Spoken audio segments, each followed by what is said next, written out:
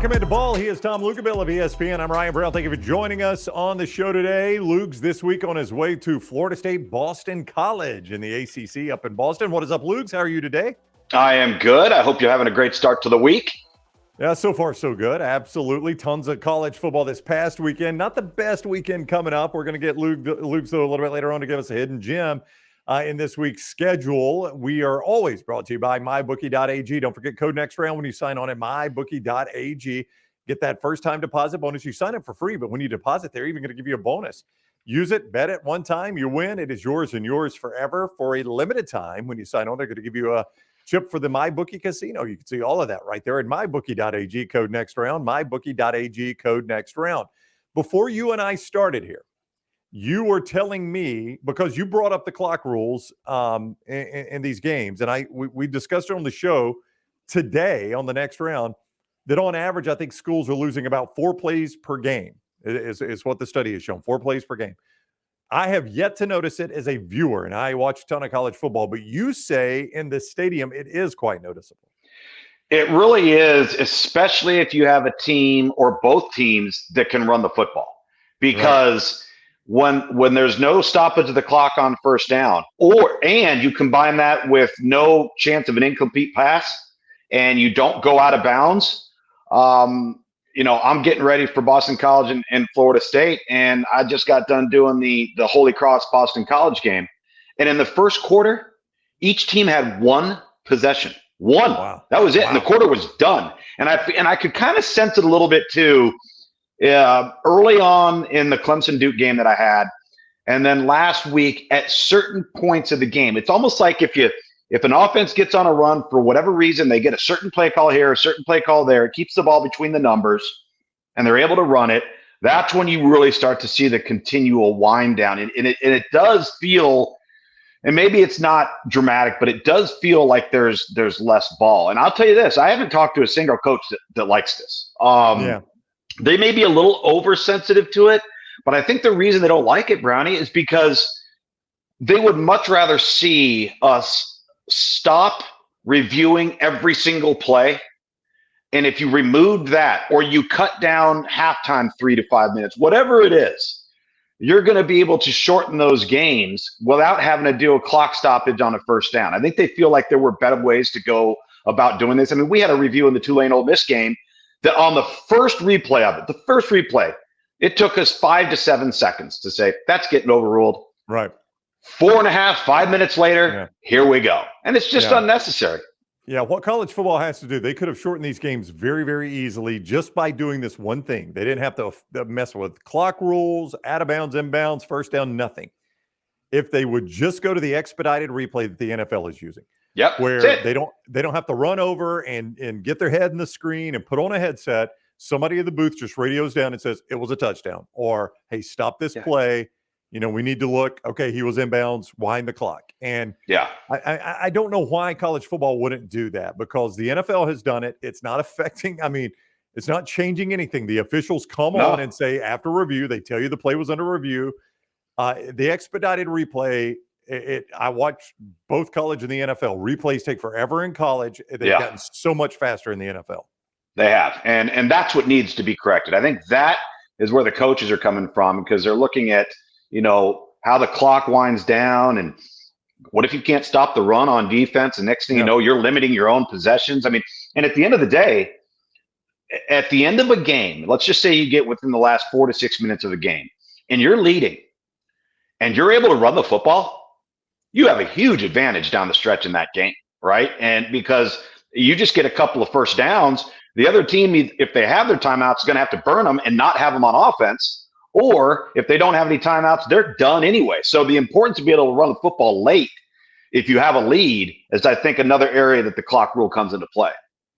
All right, ESPN's Tom Luginbill. He mentioned you will see him on BC Florida State coming up Saturday. That's a 11 Central, noon Eastern kick, right, on ABC? On ABC, yeah. So nice little weekend to be able to actually get home on a Saturday. That's right. Luke's may see the sunset in Charlotte. You never know. All right. Luginbill presented each week on Ball by mybookie.ag, code next round. When you sign up there to get that sign-on bonus, Use it once, it's yours forever. Bet anything, anytime, anywhere with mybookie.ag. And it's always a good idea to start at lanceslock.com to get the plays to take over to mybookie.ag. Single day packages, week-long, monthly, full season packages right there at lanceslock.com. All right, let's start with Alabama. It's our first topic here. The Crimson Tide, obviously losers to Texas. Texas looked really, really good.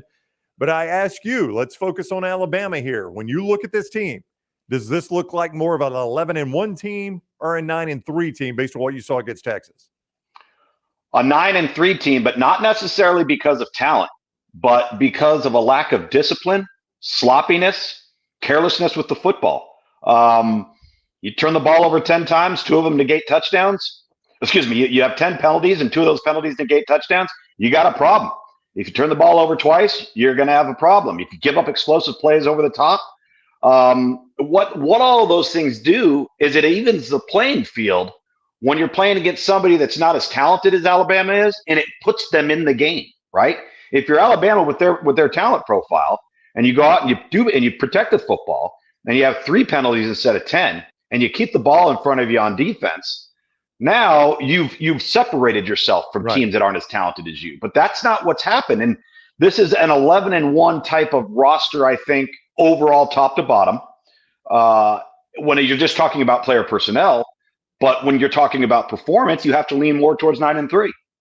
But there is a chance. I mean, you look at rosters, you know how rosters are built and where the players are. There's a chance that's the best roster they'll face all year in Texas, right? A very significant chance. Yeah. Oh, there's no question. Outside of potentially being in the SEC title game and maybe playing against Georgia, and, who knows, maybe LSU completely regroups like they did a year ago and all of a sudden becomes a completely different team down the stretch.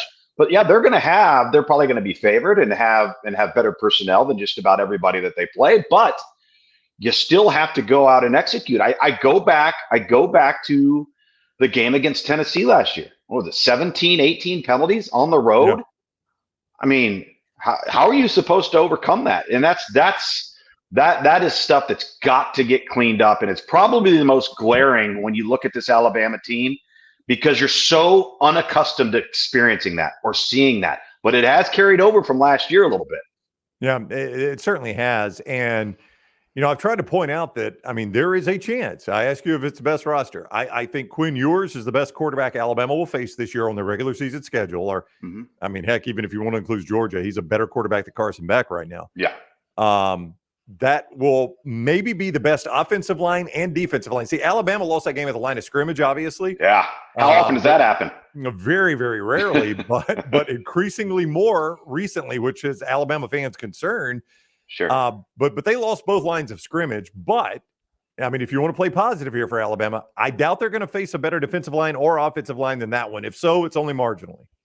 I would agree with that. And then they, along the way, will get incrementally better, too, as teams continue to do so. And I think once you get out of the month of September, when you really kind of solidified, okay, this is who we are. This is what we know. The other thing to me that I thought was interesting was how disciplined Texas was on pre-snap things, hard counts, not jumping off sides, being in a position to make a play, all of the little things that you have to do to play winning football when you're matched up against somebody that is obviously a national title contender in their own right, like Alabama is. And for Texas to go on the road and play that way and to watch Alabama do the exact opposite was a tough pill to swallow for Alabama fans. And I get it. And I know that now leads to questions about the quarterback and what direction do they go in. And listen, there's plenty of blame to go around.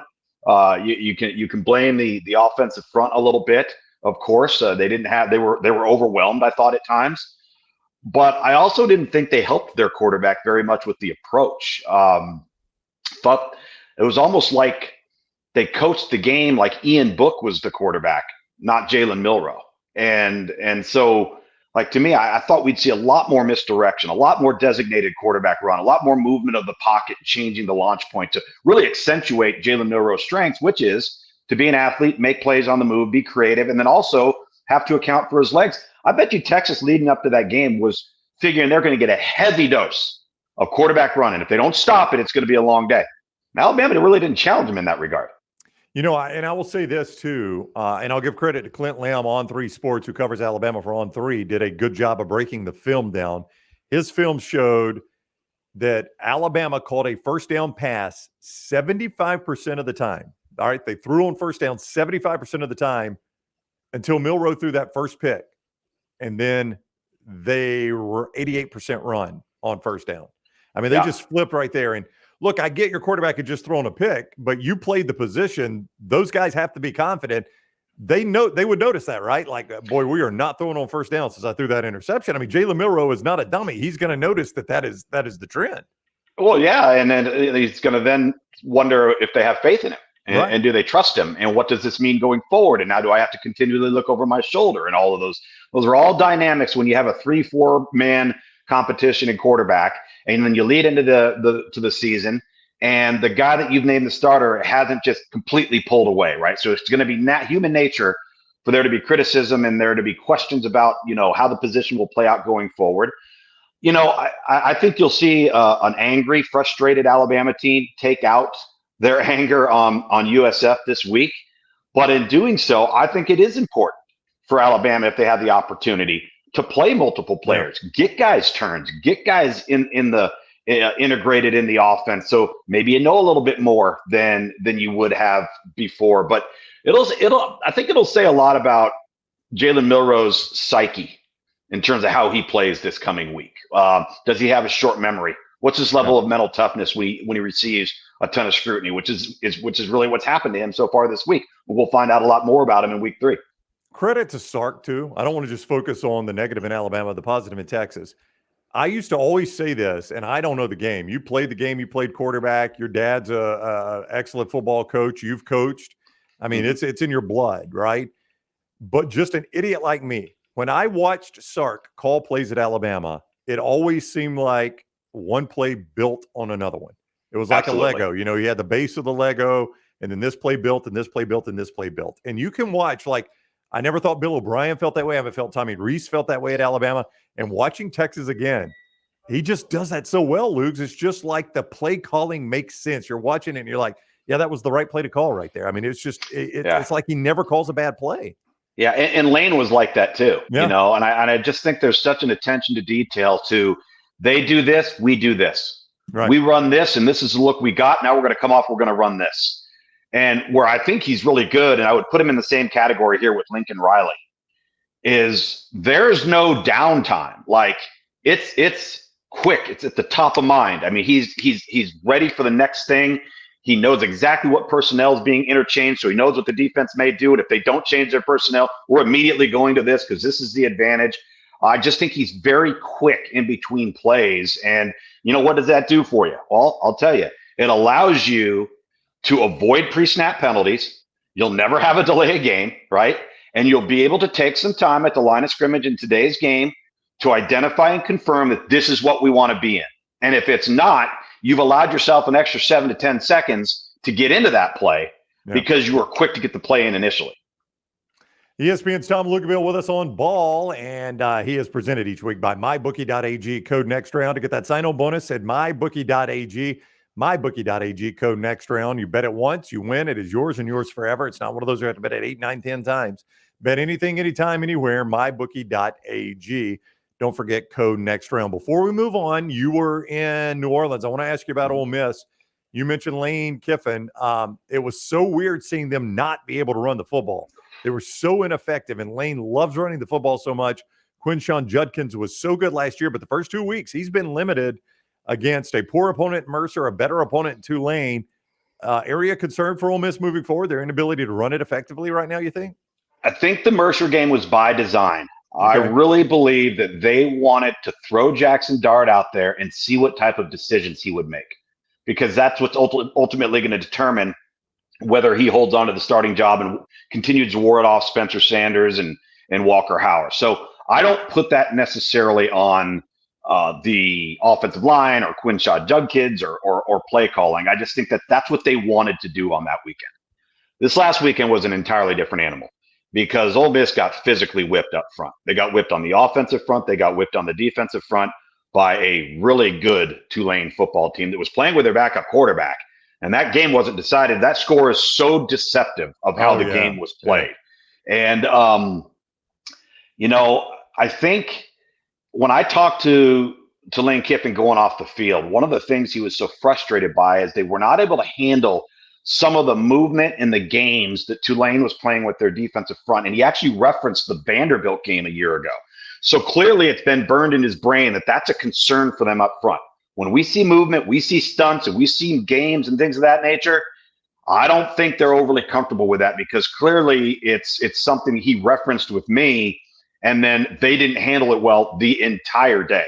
And I think he was very surprised that Tulane, when they wanted to, for the most part, lined up and just ran the ball at him, and they couldn't stop. Ole Miss couldn't stop it. And so if you're going into the SEC slate, is that a bit concerning? I think it has to be to some degree. I thought down the stretch, Ole Miss made the plays they had to make. Jackson Dart's play on 4th and 2, off of the backfield action. He comes, there's a free rusher coming right at him, and he jump cuts and makes this guy miss and hits Michael Trigg for the touchdown. That kind of sealed the fate for Tulane. But up until that moment, Ole Miss had to fight and scrap and scrape for every inch they got that entire game. And you got to credit Tulane. Tulane was ready to play, and Tulane is a good football team. Yeah, and playing a backup quarterback, I mean, I was so impressed by the way he played the game. When they get Pratt back, that team, I watched them against South week 1. I watched them against Ole Miss. That team hasn't lost much of a beat. Anybody that thought they were going to take a big step backwards from last year, they really haven't missed that much of a beat, I don't think. I think it's still a really good team. Yeah, they do. And for a group of 5 team, when you lose NFL personnel, you lose Tyjae Spears, you lose the 2 linebackers, generally the drop-off's a little bit more significant to the next guy because you're a developmental program. There's no drop-off with this team. And if Pratt gets healthy, you look at the rest of their schedule, they will be the best team that takes the field against everybody in the conference. I mean, they could be looking at another, 11-1 type of scenario in the regular season. They remind me a lot of those 2000s Pat Hill Fresno State teams and those really good Chris Peterson Boise State teams. That's who they're like. He is Tom Luginbill. It is Ball, presented by MyBookie.ag. Code next round when you sign up at MyBookie.ag to get that sign-on bonus. MyBookie.ag. Code next round. Let's play a game or buy or sell. I'm going to give Luginbill a team or a player. You buying it or are you selling it right now? We were just talking about Texas. Quinn Ewers is an elite Heisman-level quarterback. He kind of finished the year on a little bit of a decline last year. The way he played at Tuscaloosa, do you buy that Ewers is here to stay on that level? I so want to. I do. I so want to. But like so good. This next phase of the evolution, it's about whether or not Texas can handle this, right? Yeah. This is where Texas has run into problems. And they'll go now and then they'll potentially lose to an Oklahoma State, or they lose to a TCU or a Baylor, when you're sitting there going, wait a minute, man, you're going to be the best team on the field every game you play going forward. So off of this 1 week, I'm buying, because I thought he really took some steps forward. And maybe the most important step he took forward was his outward exuberance. We actually saw some personality. We saw some fire. We saw some competitive temperament that he has rarely displayed. And I think that's a big part of his evolution, not just as a player, but as a leader, showing some emotion, man. I mean, that really impressed me. So, I'll go ahead and say buy. But gosh darn it, I want them to avoid doing what they've done in years past. All right, let's stay with their biggest rival, Oklahoma. The Sooners, they're scoring a bunch of points. They look better this year than they did as the year played out last year. Buy or sell Oklahoma right now? Buy as a significantly improved multiple win differential from a year ago. Now, like a 9 or 10 win team. I feel that way. And listen, I think Dylan Gabriel can kind of take you so far. Ultimately, I think Jackson Arnold, the true freshman quarterback, who in time is going to be a special player for them. But I think they've made enough improvements through the transfer portal, through recruiting. They're in year 2. Everybody's kind of on board with the same blueprint. They're much improved. I'll buy them as much improved. And again, that would mean multiple win differential from what they did a year ago. Buy or sell Miami, the best probably 60 minutes they've played in the Mario Cristobal era, which is kind of a low bar, honestly. That was not a good first year, but they were dominant over Texas A&M, especially in the second half of that game. after A&M jumped out quick. You buying and selling that Miami has changed? I am buying because if they would have gotten down 10-0 or 17-7 last year, that team would have taken their ball and gone home. They would have packed it in. I know they would have packed it in, and I saw them do it last year. And the way that team just kept weathering the storm and just kept hanging in there, and all of a sudden they cleaned up their mistakes. Then it was Texas A&M's turn. So now Texas A&M starts throwing up all over themselves while Miami's gaining confidence, get better and better and better. So I'm buying the Canes. Miami finally is playing and producing to what their talent level actually is. They look faster. They've got a revamped offensive line. The quarterback is playing lights out right now because I think they're doing what he does best, and that's just letting it rip. And they're playing fast, and they're not trying to structure him too much. So that win is making the ACC race, whether it's Florida State, whether it's Clemson, whether it's Duke, whether it's Miami, and I mean, they looked really good. I mean, I thought they looked really, really good on Saturday. Yeah, and I don't have the schedule in front of me, but I remember looking at it the other day. They've got a good shot of being undefeated when they play Clemson, and I think that game is in Hard Rock. I think they host Clemson. Yeah, I'm almost certain they do. And they got a good shot of being undefeated. And Clemson, obviously, you saw it the first Monday night of the season, Labor Day night. You saw Clemson. Clemson doesn't quite have the edge they once did in that conference. We talked about Alabama and how maybe they've lost that fear edge. Clemson has in the ACC. You buy that, right? That Clemson has lost the fear edge in the ACC? I do. I think that there's a lot of question marks about them, and you don't go into that game fairly certain you're not going to win it. All right. You go into that game now with a little bit of a different mentality. So, yeah, and I didn't even mention North Carolina either. So you got North Carolina in there too. So we'll see. We'll see. Well, I tell you, if I am App State, I mean, those last 2 years against North Carolina, poor guys. It's hard for me to sleep at night.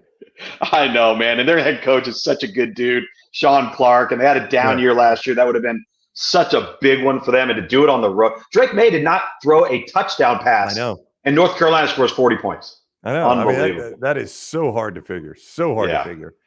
That was a tough loss for them in overtime, man. App State they did everything but win that game. Everything.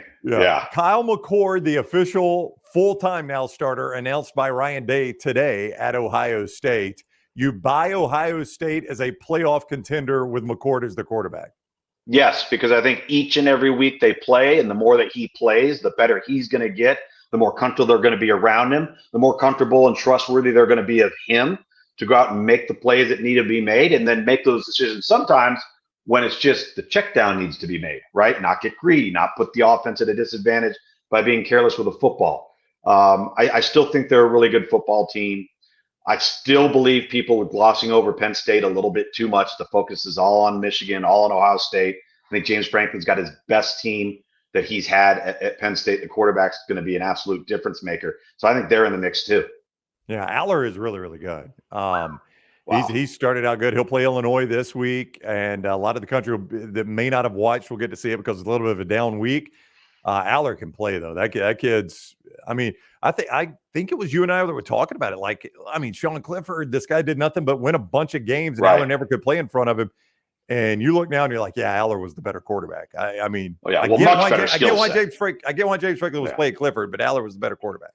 Yeah. And this kid's talent level far supersedes anything Sean Clifford brought. But Sean Clifford had experience. And remember, let's not forget at that time last year, both their running backs were true freshmen. If they would have gone with Aller, he would have been a true freshman. Abdul Carter was a true freshman. I think they kind of played that right to develop the team around some of those freshmen. And now you look at those guys, and they're really good. Yeah. Buy or sell that Michael Penix might not be the best quarterback at the Pac-12, but he's playing the best quarterback at the Pac-12. I guess. I think, statistically last year they were so good and so off the charts that you've now kind of come to expect it. I will say this. I think he is one of the best deep ball throwers. If you ask me, of all the guys in that league, including Caleb, including Bo Nix, Cam Rising, whoever you want to go, he might be the best deep ball thrower. I'm buying that for sure. But but they're pretty good around him too. I wouldn't push back on that. I certainly wouldn't sell it. Is it far and away? Is he far and away playing the best level of quarterback?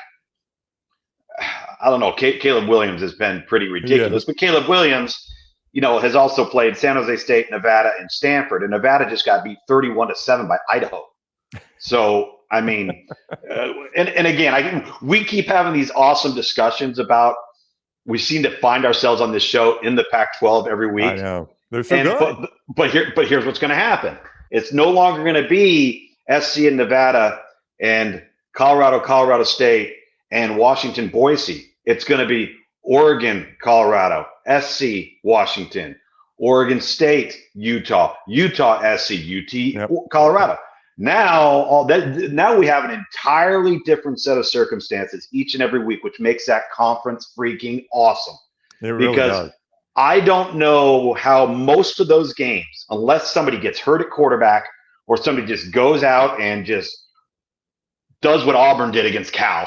Auburn got away with it, but unless that happens, how are those games not going to end up late into the last 2 minutes of the fourth quarter with the quarterback play in that league? I mean, it's going to be awesome to watch. Yeah, and it's just unrelenting in the schedule. I mean, like you get Washington State. Cam Ward's a tremendous quarterback. I know it. And he might be like – I had somebody ask me about Colorado the other day, and I said, the interesting thing about Colorado's schedule now?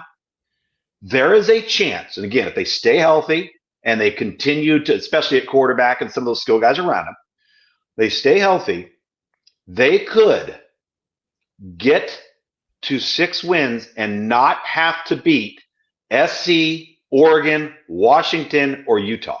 Yeah. Right? Which means they would have to beat Washington State. Right? Right now on paper, it looks like they're better than Arizona State. They're better than Stanford. They're better than Colorado State, obviously. But think about that for a second. No. I mean, that's without having to beat any of those teams. Yeah. And if I would say this, and I said this in the preseason when people were talking about them going to a bowl, and I thought Deion was going to be a good coach at Colorado. But I'm like, come on, y'all, a bowl in year one. If he goes to a bowl game, he ought to be national coach of the year.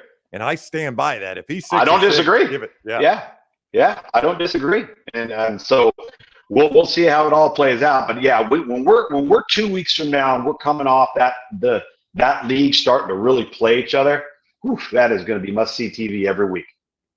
It absolutely is. ESPN's Tom Luginbill on Ball, presented every single week by MyBookie.ag. Code next round.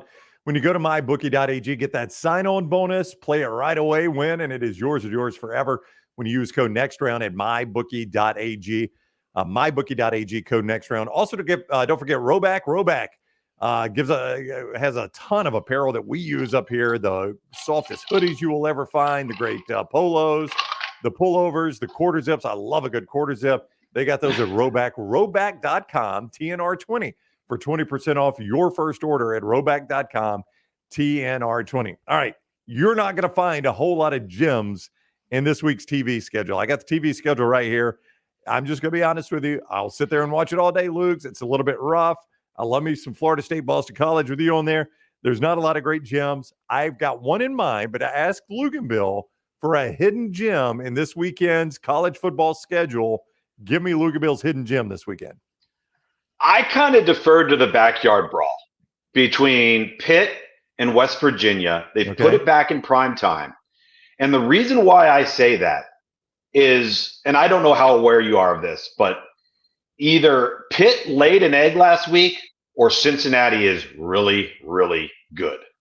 Because Pittsburgh played god awful. I mean, they were 10 of 32 in the passing game, couldn't run the ball a lick, couldn't really stop the run, and just made error after error after error. And this game for West Virginia, playing it at home, is so important for Neil Brown. He needs this game so badly for the longevity of his tenure, whatever that may mean going forward.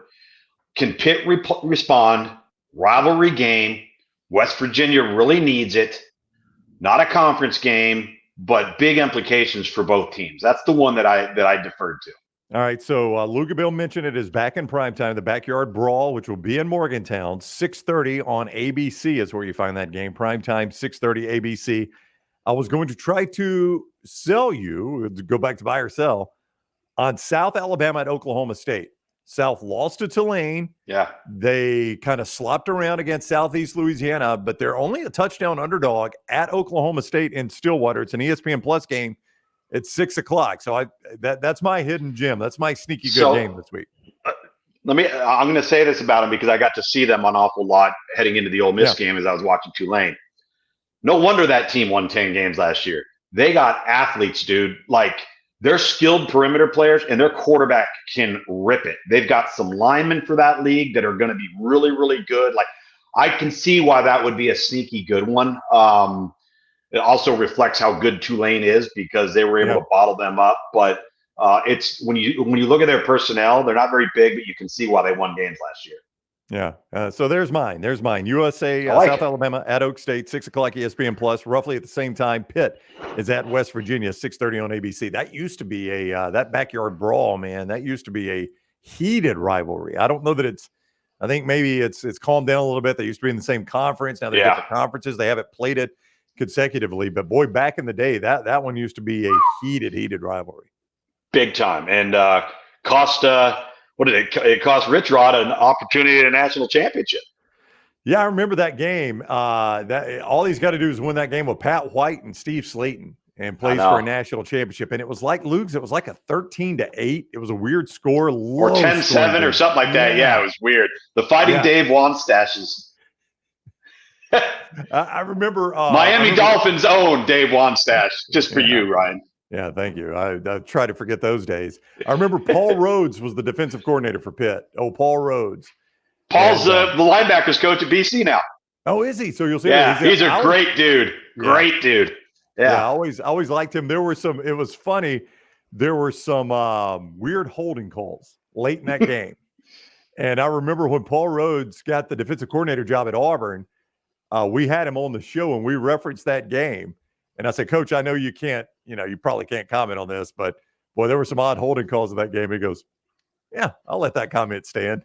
I was like, okay, gotcha. Understand completely. Yeah. MyBookie.ag, code next round, MyBookie.ag, code next round to get signed up. They bring you ball every single week with ESPN's Tom Luginbill. That sign-on bonus is yours and yours forever. Bet it once, win. It's always yours. You can bet anything, anytime, anywhere with MyBookie.ag. Code next round at sign-on to get that sign-on bonus. And for a limited time, get a chip you can use in the MyBookie casino. Also, they got that parlay deal, the cash out, where you don't like the way that parlay is looking. You win the first two legs, cash out that third leg. You don't have to sweat it out. MyBookie.ag, code next round. All right, you might look at the bottom and say, Teslas or diesels? What the crap are we talking about? I want to ask Luginbill.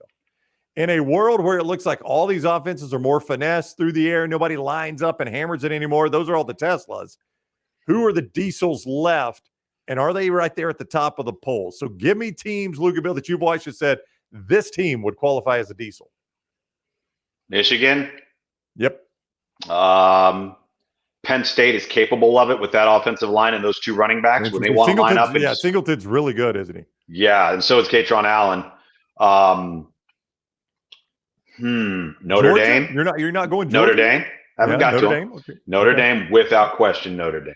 After the weather delay. Sorry to interrupt you. After the weather delay, Notre Dame. They really imposed their will on NC State. That was a weird game. You got the weather delay and then all that.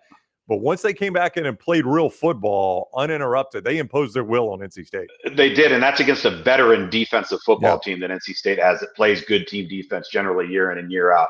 So, I think Georgia is in that discussion. Utah, even though Utah right now just found their answer at quarterback till Cam Rising shows up. Because if you watch Nate Johnson in the fourth quarter against Baylor, it was like, whoa, he is going to be a problem. But when they line up, they're one of the most physical teams. Let me say this about diesels and Tesla. Who's been around longer? The diesel. Why is that? It's dependable. It's powerful. It always cranks. I don't have to find a charging port. It's got staying power. It does. Now, what has the Tesla done for college football? The Tesla has leveled the playing field. The Tesla is the spread, the RPO, the zone read, the widen the field, attack every nook and cranny, because if you are outmanned athletically, it's the great equalizer. It is closed. It's allowed teams not as talented as the Michigans, right? The Alabamas, The Ohio States, the Clemson, all of it. It's allowed teams to be able to compete, I think, more consistently, right? But at the same time, just like a Tesla, if you don't have that type of talent, only take you too far before you got to recharge again, right? Diesel's getting really good gas mileage. You're paying more for it, but it's sustainable, it's consistent, it's long-term, and it's been around forever, and there's a reason why it hasn't fizzled by the wayside. I mean, I just don't know. I agree with you on Georgia and Michigan because that is their DNA, right? That's what Kirby does, and it's what Jim Harbaugh does. But they have been so untested. I don't know when, especially in Georgia's case, I don't know when they're going to get tested. Michigan has got some tests coming up, but I cannot wait to see how they stand up when they finally play a team with a pulse. I just want to see that on both those teams. Sure. I think that's fair to say that about a bunch of teams, even in the top 20 right now. I mean, we know about Texas, right? Yeah. We know about Florida State, at least one out of the two contests. We know that. We now know more about Miami, all right? Competitive game, played a group of 5 team in Miami, Ohio the week before. But we still don't know a ton about a lot of these teams because, to your point, they haven't been challenged yet. When that happens, we're going to see depth be tested. We're going to see quarterbacks either rise to the occasion or maybe not play as well. There's a lot that has still yet to reveal itself when the gap in talent starts to close. Yeah, I mean, you mentioned USC, and I mean, obviously they are very good offensively. I worried about their defense early on. It looks like maybe they've shored that up a little bit, but until they play a Pac-12 team, I'm just not going to believe it. I mean, I think if you polled everybody in the Pac-12, they would tell you that Stanford's the least talented team in the league, which I believe they are. And so, again, we'll see when, number one, they're playing a team that's got a great quarterback. They can go tit for tat with them. And can SC at some point, if they don't rely on the turnover margin, which they almost solely relied on last year, if they're not going to have that at their disposal, can they get off the field 3 or 4 times on third down? Yeah. Until we see them play somebody that's any good, we don't know that. Yeah. Yeah, I mean, they go to Colorado in a couple of weeks, and Colorado will be coming off a road trip to Oregon, which, probably is not going to go great for Colorado. But I think Shedeur Sanders and that offense is a test for the USC defense, especially on the road. Now, I don't see any way Colorado could slow them down. Yeah. But I think that will at least be a test on that defense to see if they really have improved. I don't think there's any question. Now, Nebraska's pretty good on defense. Yeah. Nebraska the other day for about 2 quarters and 2 series really created some problems for Colorado. Colorado just kept weathering the storm and hanging in there. But have you ever seen such ineptness at quarterback as Nebraska right now? Holy smokes. It was so bad. And then he capped it off by, for whatever reason, running out of bounds at the end of the half and saving all that time for Colorado to drive down and score again. I'm like, it's unbelievable. And then they come out and it's 13-7, right? And you're sitting there going, all right. And that's, let me tell you something. That's where Colorado deserves a lot of credit because they persevered. Yeah. That was one of those deals where if they kind of sat back, Coach Pryan's probably going, guys, look at them over there. They're going to screw it up. They've been screwing it up all day. So don't just screw it up on our side. Just go out and play your game. Let them do all that. And sure enough, that's exactly what Nebraska does. Yep, there's no doubt that's what they do. I want to ask Luginbill a road trip question in 1 second. A reminder, Ball with Luginbill presented by MyBookie.ag, code next round. MyBookie.ag, code next round. When you go to MyBookie and sign up, use that code. You get that sign-on bonus for a limited time. You also get a chip you can use in the MyBookie casino. Bet anything, anytime, anywhere with MyBookie.ag, code next round. Also, Lance'sLock.com for all your plays. Coming off another winning weekend in college football, including having the Jets in Monday Night Football. The Jets lose their quarterback. Oh, my God. They still win the game, though, Luginbill. Crazy game. Lance, it's unbelievable. It is. Can you believe that? How have you turned on the television? Have you turned on the internet one time in the last 9 months where the coverage has not been about Aaron Rodgers? And to have that happen. 4 plays in. 4 plays. And that's and again, that's an injury at that age. Yeah. I mean, that's an injury that's tough at 22. Yeah. Right? There's no guarantees. Yeah. But a competitor like Rodgers, he is not going to let that be his last moment. No. I mean, he'll fight his tail off to get back. I hate it for him. Lance had that game, though, by the way. The Jets Wow. got to 2.5. Yeah, that looked like a loser early on, but it was a winner. LancesLock.com. Single day, weekly, monthly, full season packages right there. Another winning weekend in football at LancesLock.com. Your favorite meal on the road? I was just sitting here thinking, what is Boston known for? I mean, is there a meal Luginbill loves there? Give me, you take all these road trips. Is there a meal that stands out that you're like, woo? Well, I tell you what, that road trip and that meal was something else. I love steak. I'm a big steak guy. Who doesn't? And in so many of the places that we go to, there's some really good steak places, right? But generally what happens is when you're in most small college towns, you're kind of going for like the local places that are unique to that location. Like you go to Tuscaloosa and you love going to Chuck's or something, you know, wherever it may be, you can find the various spots. But we were in New Orleans last week, man, and we went to Merrill's, Merils, and it's Emeril's restaurant chain, and it's one of his sub franchises that was there. And he was actually sitting next door to us last week. And that might have been the best meal in terms of the variety of the different things that were brought our way that I've ever had in my entire life. I mean, it was unbelievable. But I would definitely say that between myself, Dave, and Dusty, first of all, Dave's a little dainty, right? So we have to. Dusty and I can handle on the Thursday night when you get into town and you want to go watch the NFL game. You know, that's kind of like bar food night, right? And you know, and Dave will put up with that. But then Thursday night has to be like a really nice meal, right? That to his high-minded ambitions that we have to make sure that we adhere to weekly. And so we always try to find just a really good steak location if we can, like locally. And that usually turns out really, really well. How do you like your steak? I like my steak medium rare. And by the way, for any of your listeners, any of those that are viewing right now, it just so happens that the best steak restaurant that I have ever been to in my entire life is here in Charlotte, North Carolina. Steak 48. Okay. If you are ever in Charlotte, Steak 48. Just telling you. All right. Steak 48 in Charlotte. Steak 48 in Charlotte. Take it to the bank. Tell him put it on the Luginbills. He's like the put him on the Underhill tab. On the Underhill tab, Mr. Underhill. What is it? He orders the caviar. Steak sandwich and a steak sandwich. He orders the caviar and he goes, that is $90 per serving. Yeah, I better only do 2 servings. All right, he's ESPN's Tom Luginbill. You can see him, Florida State and BC. Ball presented by mybookie.ag, code next round. Also, lanceslock.com and roback.com for our clothing. TNR20 at checkout to save 20%. Enjoy Boston, Luginbill. We'll see you next time. We'll do. Have a good one. Take care.